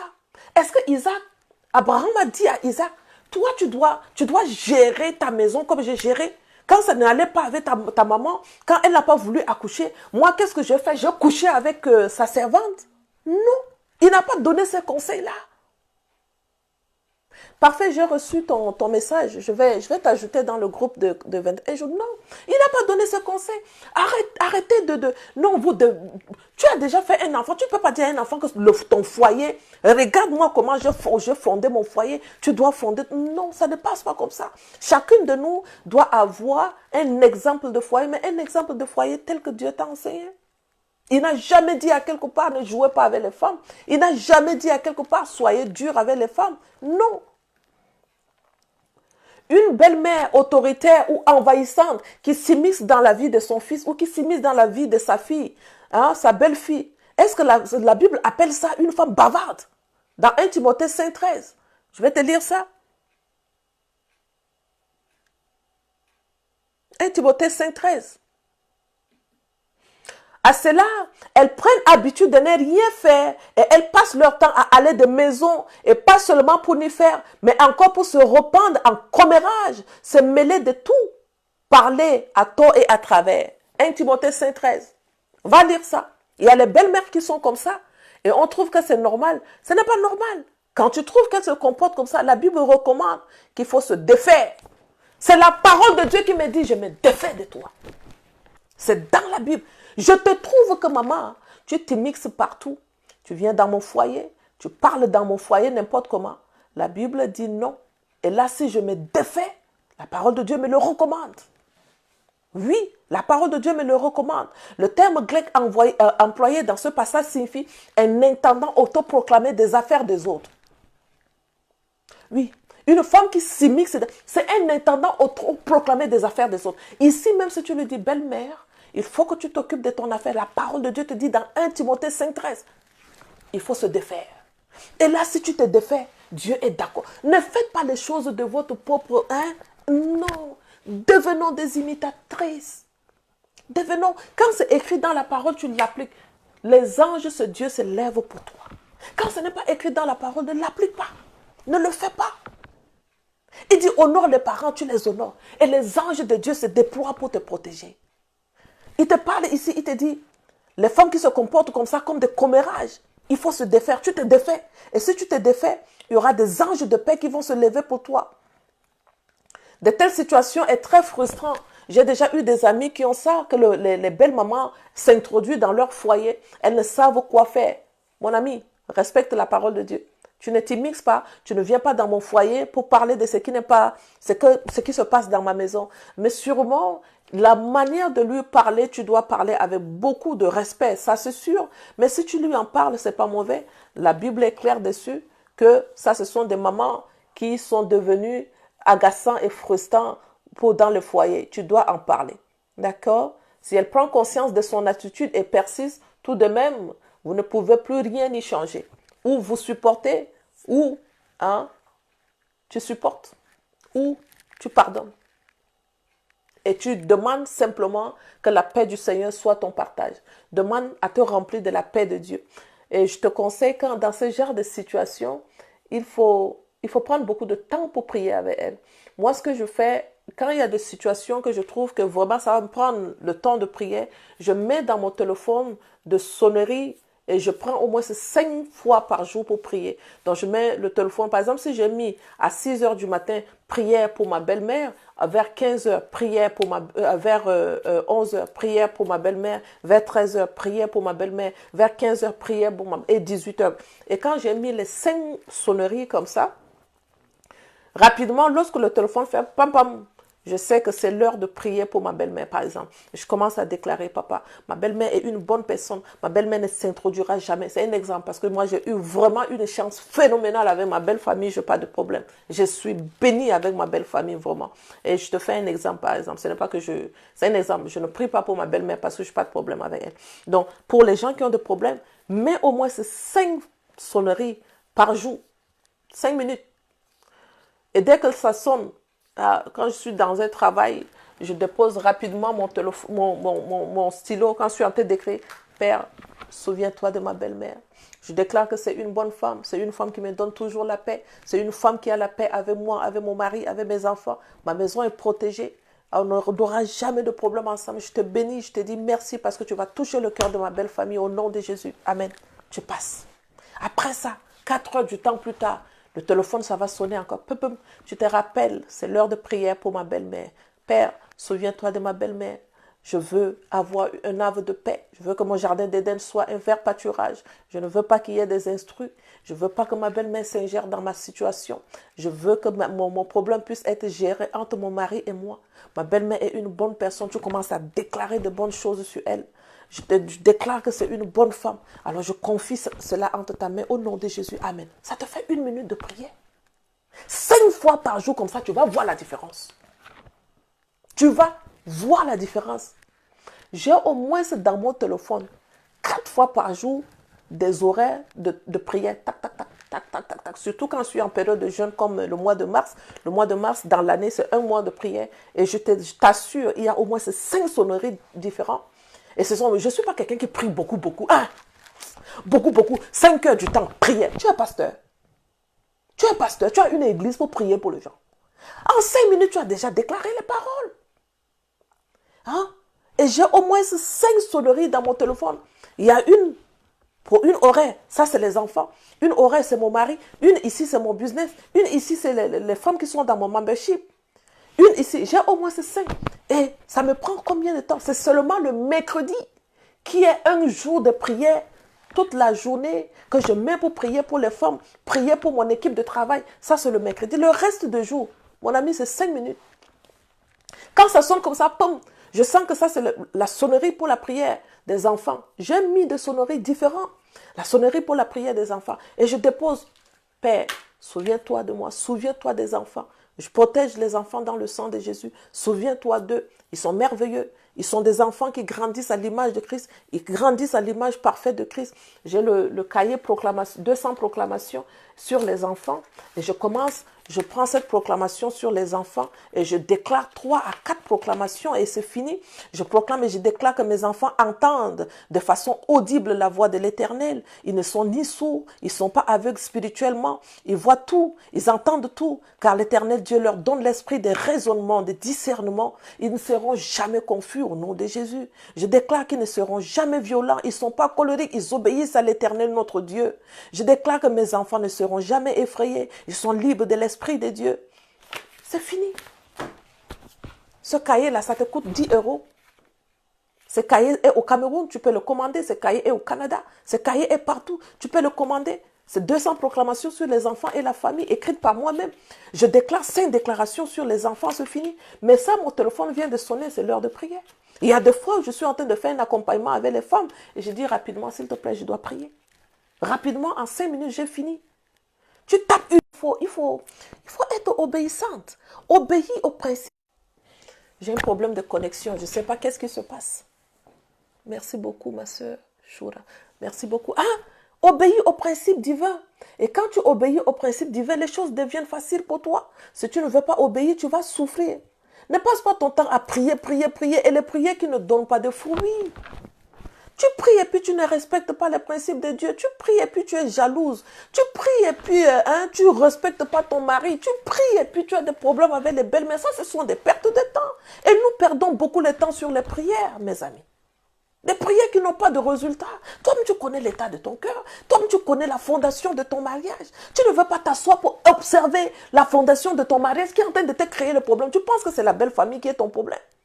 Ton problème n'est pas la belle famille. Ton problème n'est pas la belle famille. Hein? Un mari qui laisse sa belle-mère s'immiscer dans son mariage n'obéit pas au commandement que Dieu donne au mari. Le commandement que Dieu donne au mari, un cahier m'a béni. Merci Seigneur. Ce cahier m'a béni. Ce cahier m'a béni. Lorsque j'ai pris en 1 semaine, les choses ont commencé à changer. Voilà. Voilà. Moi-même, ça a changé dans ma vie. C'est les 200 proclamations qui ont changé complètement. Ma manière de prier a changé. Il y a des fois où tu cherches les mots. La Bible te dit, ne répétez pas les mots comme les pharisiens.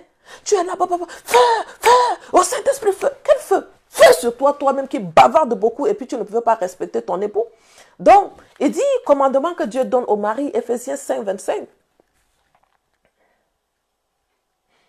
C'est où ici, là? Ephésiens 5, 25. Je vais lire ça rapidement. J'ai des problèmes de connexion. Des sérieux problèmes de connexion. Regarde, je suis complètement au rouge et je n'arrive... Bon, tu vas le lire parce que je n'ai pas le temps pour te le lire. Je dois partir. J'ai vraiment des problèmes de connexion. Ça refuse. D'accord? Et écoutez,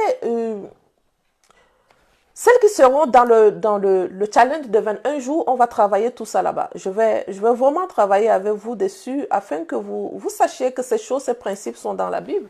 Donc, je vais regarder ici Ephésiens 5, 25 rapidement parce que ça refuse de s'ouvrir ici.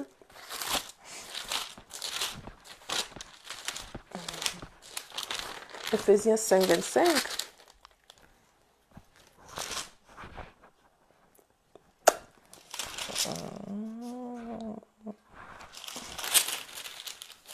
J'aime beaucoup ma Bible. Quand à vous, Marie, que chacun de vous aime sa femme comme le Christ a aimé l'Église, et il a donné sa vie pour elle, afin de la rendre digne. Afin de la rendre digne. Il y en a parmi vous, vous rendez vos femmes indignes. Et lorsque tu rends une femme indigne, sache que ta vie va tourner en rond. Tu peux travailler, l'argent fuit ta poche. Tu ne seras jamais un homme heureux.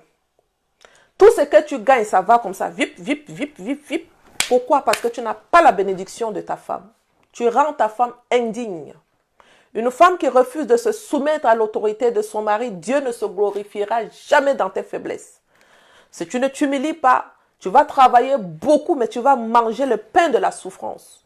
Ça, ce sont des principes que vous devez les respecter. Plus tu les respectes, ça vient de lui. Le mariage est de lui. Ce n'est pas pour toi et moi.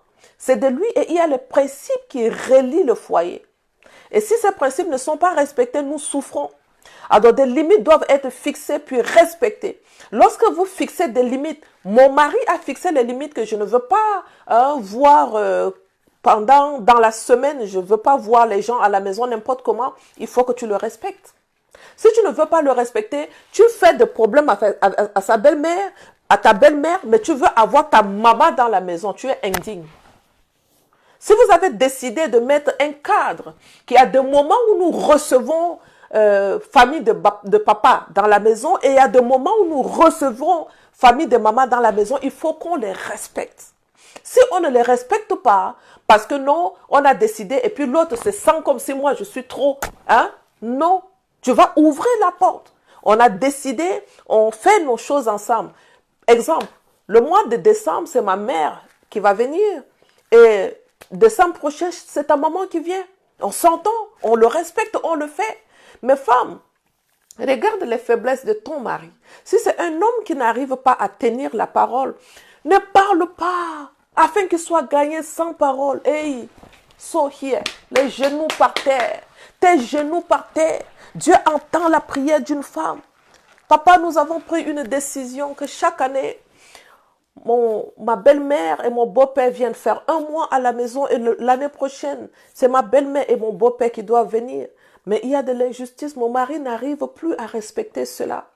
La Bible me dit afin qu'il soit gagné sans parole, mais par mon attitude. Mais apprends-moi une attitude gagnante, une attitude qui va amener mon mari à se souvenir de tout ce qu'il a dit. Ne parle pas. Si tu parles dans la chair, ça va frustrer, ça ne marche pas. Ne parle pas beaucoup. Tu vois qu'il n'a pas fait ça, tu dis ok.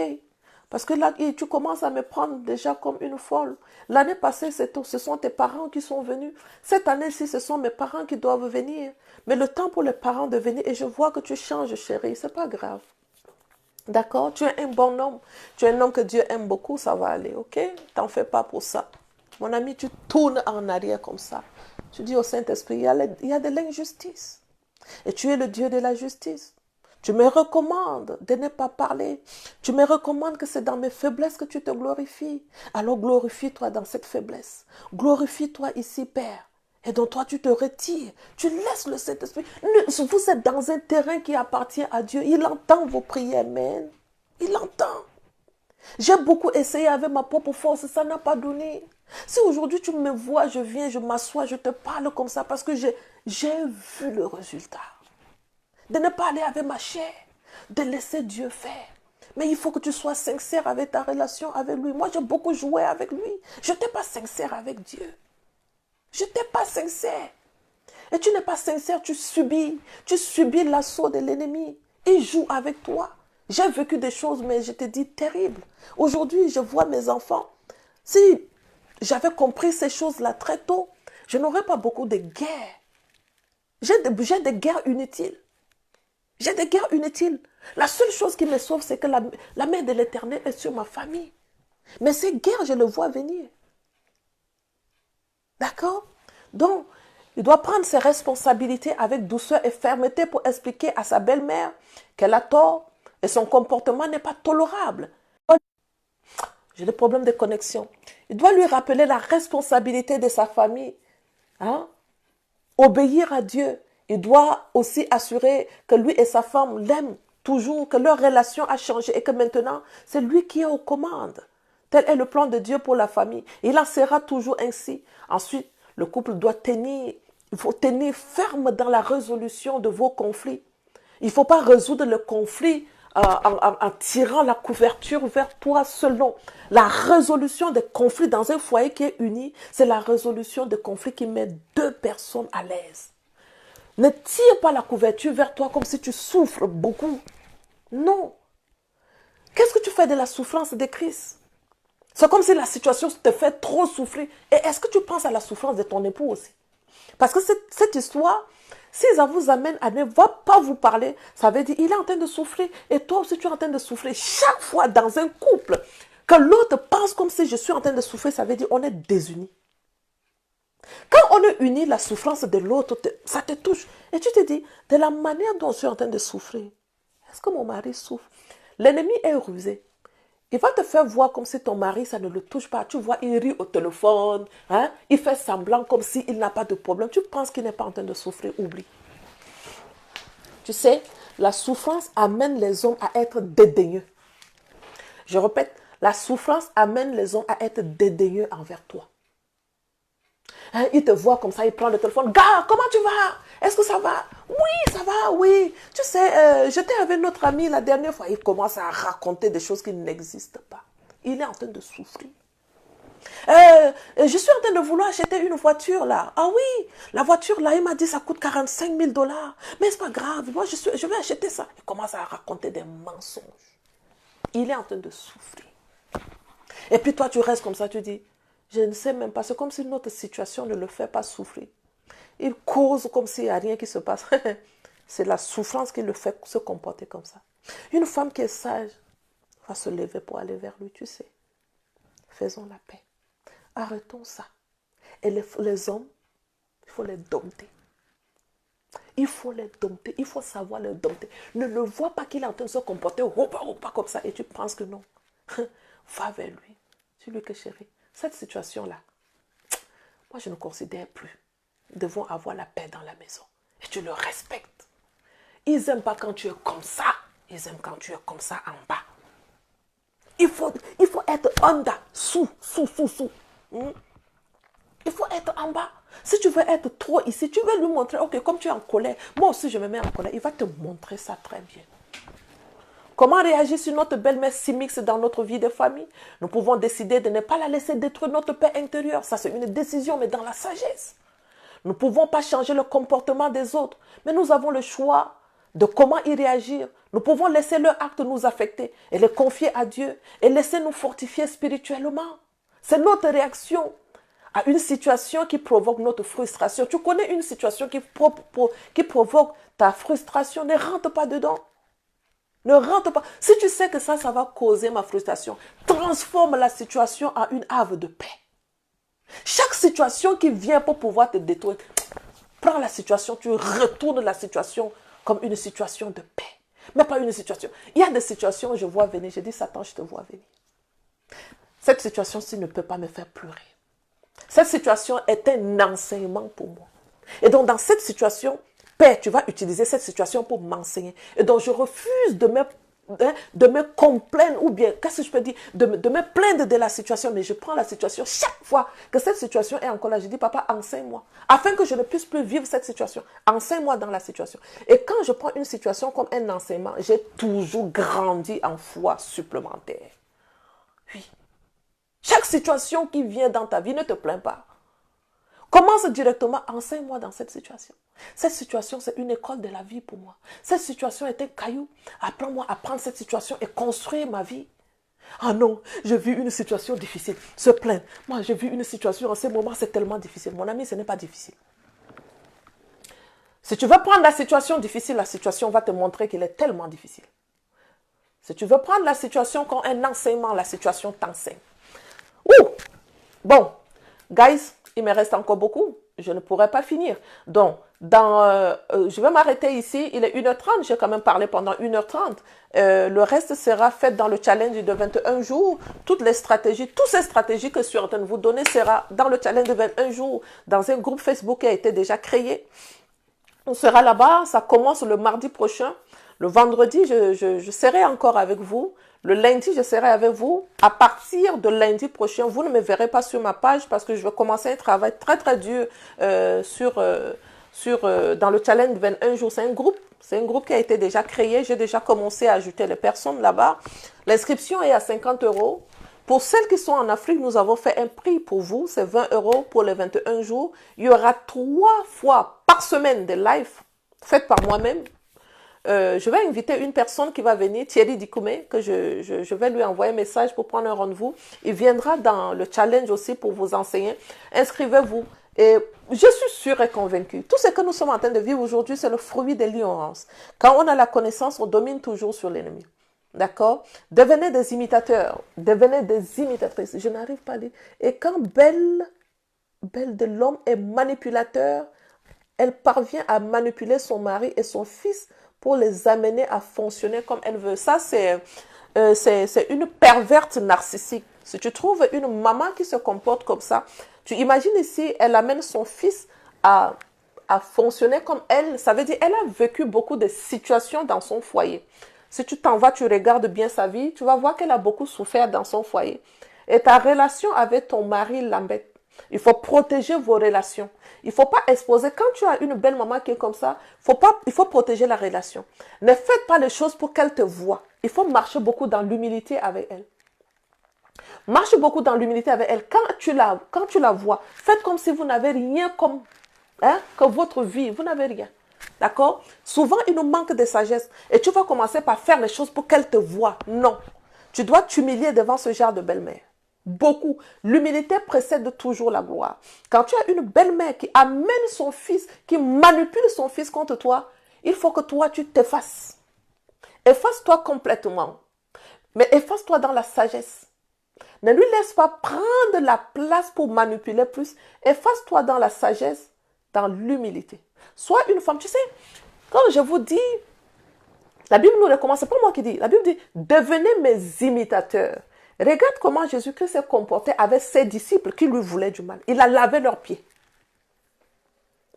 Quand je vais te dire ça comme ça, tu vas dire, qui moi lavait les pieds de ma belle-mère? Si tu pouvais savoir. Tout ce que Christ a fait, c'était pour t'enseigner. Il y en a ici, quand je vous dis, lavez les pieds de vos maris, vous ne comprenez pas la profondeur de cet acte-là. Si Christ lui-même, le Fils de Dieu, le roi de rois, a fait ça, dans mes formations, j'apprends aux femmes comment laver le pied de leur époux. Pourquoi je vous enseigne ça? J'imite Christ. Il y a un secret dans imiter Christ. Quand tu imites Christ en faisant ce genre d'action, tu domines sur l'ennemi. Il est venu tuer, égorger et détruire. Ça, c'est son travail. Tu as une belle-mère manipulatrice. Si tu vas avec la chair, elle va te dominer. Avec une belle-mère qui se comporte comme ça, regarde la fondation de ton foyer. Regarde aussi l'alliance que tu as avec ton mari. Il y en a parmi vous, vous n'avez pas d'alliance. C'est quoi l'alliance? La Bible dit, je suis témoin de l'alliance. L'alliance, c'est avec Christ. On prend une alliance avec Dieu. Ton mariage est sous quel régime? Ton mariage est comment ça a été? Qui a célébré ton foyer? Le mariage n'appartient pas à l'État, ça appartient à Dieu. Il y en a parmi vous, vous avez décidé, c'est État. Ton alliance est avec l'État. Que l'État résolve ton problème. Ton alliance est avec Dieu. Quand il y a une situation comme ça, utilise l'alliance avec Dieu. Père, tu es témoin de cette alliance. Il y a une situation que je t'amène. Cette situation, ce n'est pas moi qui le gère. L'alliance crie en ma faveur. L'alliance maritale parle en ma faveur. Et l'alliance maritale coupe cette situation pour moi. Car tu es témoin de cette alliance. Mais tu ne peux pas faire cette prière si toi-même tu sais que tu n'as pas une alliance quelconque. Et tu vois la belle-mère est en train de manipuler ton mari. Elle s'est immixée. Je te lis ça dans la parole de Dieu tout de suite. Elle s'est immixée. Et comme elle s'est immixée, qu'est-ce que la parole de Dieu te dit? Il dit, il faut l'éliminer. Et Dieu se tient sur sa parole pour l'accomplir. C'est la parole de Dieu. Et tu réclames à Dieu d'agir sur la parole qui a été prononcée quand tu le lis. On sera en 21 jours. Je vais vous expliquer là-bas. Préparez beaucoup de vos questions. Je vais malheureusement, je ne vais pas prendre beaucoup de femmes. Je veux juste 20 femmes, pas plus. Et les 20 femmes, ce sera vraiment toutes vos questions. On va répondre. Je ne veux pas que ça soit sur Zoom. Je veux faire ça sur Facebook pour que vous reveniez, vous le suivez. Mais c'est un groupe de challenge. C'est 21 jours challenge. 21 jours challenge. Ce n'est pas sur ma page. Si tu ne veux pas t'inscrire, malheureusement, tu ne suivras pas le challenge. Si tu t'inscris là-bas, on va travailler cela ensemble. Il faut que vous rebâtissez la fondation de votre foyer. Beaucoup de foyers sont sur les mensonges. Hein? Le père ne peut pas s'introduire dans quelque chose que tu ne lui as pas donné la direction. Il y a beaucoup de réclamations qui sont sur les foyers. Il y a beaucoup de réclamations qui sont sur les foyers. Et tu laisses l'ennemi réclamer ton foyer à cause de ta désobéissance à la parole de Dieu. Je ne te dis pas parce que c'est un plaisir pour moi de te le dire. Je te dis parce que je l'ai vécu. Très désobéissante à la parole de Dieu. J'ai été très désobéissante à la parole. Et tellement que j'étais désobéissante à la parole, moi j'ai payé cher. J'ai payé trop cher à cause de la désobéissance à la parole. Si tu veux marcher avec ça, il faut que tu sois véridique. Ça là, c'est un couteau à double tranchant. Ça peut te couper comme ça peut te construire. Si tu ne sais pas comment l'utiliser, ça peut te couper. Pourquoi? Parce que tu l'utilises dans les mensonges. C'est la parole de Dieu. Utilise la parole de Dieu dans l'obéissance. Tout ce qui est dit dedans, il faut que tu obéis. Si tu n'obéis pas, l'accusateur des saints va t'accuser devant Dieu. Et si l'accusateur t'accuse devant Dieu, Dieu ne peut rien faire pour toi. D'où beaucoup de gens se promènent avec ça. Ils ne savent pas que ça, là, ça s'est déjà retourné contre elles. Je répète, d'où beaucoup de gens lisent ça matin, midi, soir. Tu ne peux pas lire ça et tu n'obéis pas à ce qui est dedans. Si tu n'obéis pas à ce qui est dedans, ça là, ça peut revenir contre toi. Ça peut revenir très bien contre toi. Pourquoi? Parce que ça appartient à Dieu. La Bible appartient à Dieu. Applique ce qui est dans la Bible. Ne sois pas désobéissante à ça. Si c'est dit A, applique A. S'il te dit devenez mes imitateurs, deviens imitatrice de Christ. Si tu ne veux pas devenir ça là, l'ennemi va utiliser ça. L'accusateur des saints va utiliser ça contre toi. Chaque fois que tu ouvres, tu lis. Tu lis et tu ne prends rien dedans. Il y en a qui lisent ça et disent, je lis, ok, je vais vous faire ce que je fais avec vous toujours. Hein? Elle prend ça, elle dit, attends, je vais lire aujourd'hui, ok, je vais lire. D'abord, elle fait comme ça. Aujourd'hui, là, je vais lire. Là, elle a ouvert la Bible. Je vais lire Jérémie, ok. L'Éternel adressa la parole à Jérémie, la 10e année du règne de Sédécias, roi de Juda, qui... elle dit, s'il te plaît, viens, prends-moi ça. Ah, tout de suite là, moi j'étais en train de lire même quelle partie déjà. Ok, j'étais en train de lire Jérémie, c'est pas grave, je vais lire ça. Je regardais et je vis dans l'étendue céleste qui s'étendait. Ok, s'il te plaît, prends la fourchette et puis fais-moi la sauce là. Je regardais et je vis dans l'étendue céleste qui s'étendait. Passe entre les roues qui sont dans les chérubins et remplit tes mains. S'il te plaît, donne-moi le téléphone. Je dois appeler grand-mère. Vite. On lui donne le téléphone. Elle prend. Grand-mère, bonjour. Comment tu vas? Maman, je t'ai dit que la dernière fois, j'avais des problèmes avec mon mari ici, non? Maman, le problème là ne fait que s'accentuer ici, là. Tu as vu le problème là, non? Elle va parler. C'est lui-ci.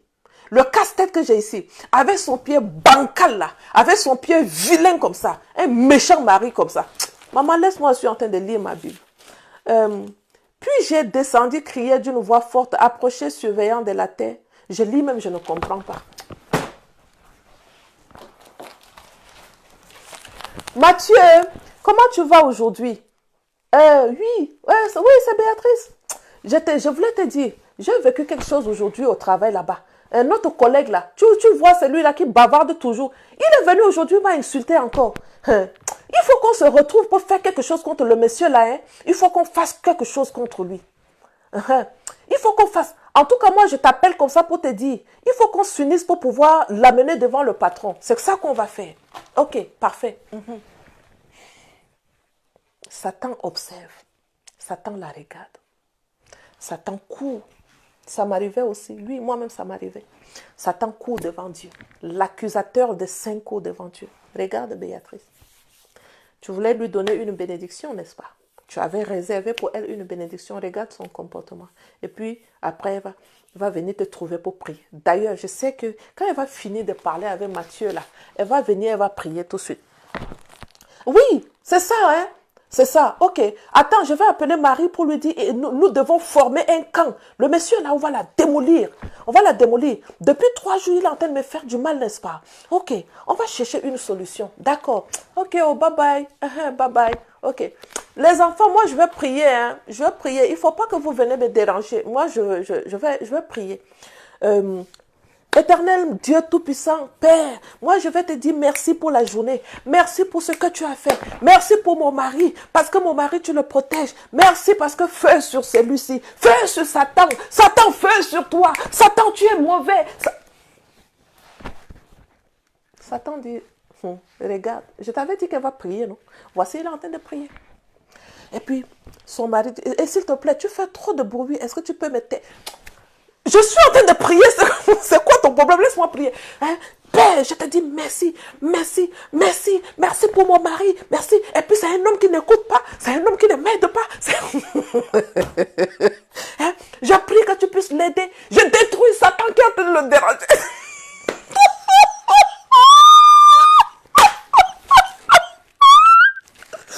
Je détruis Satan en lui. Je tue l'esprit de Satan. Hein? Je tue l'esprit de Satan. Je tue l'esprit de Satan. Satan, tu sors de mon mari. Alléluia. Au nom de Jésus. Amen. J'ai déjà détruit l'esprit de Satan dans mon mari.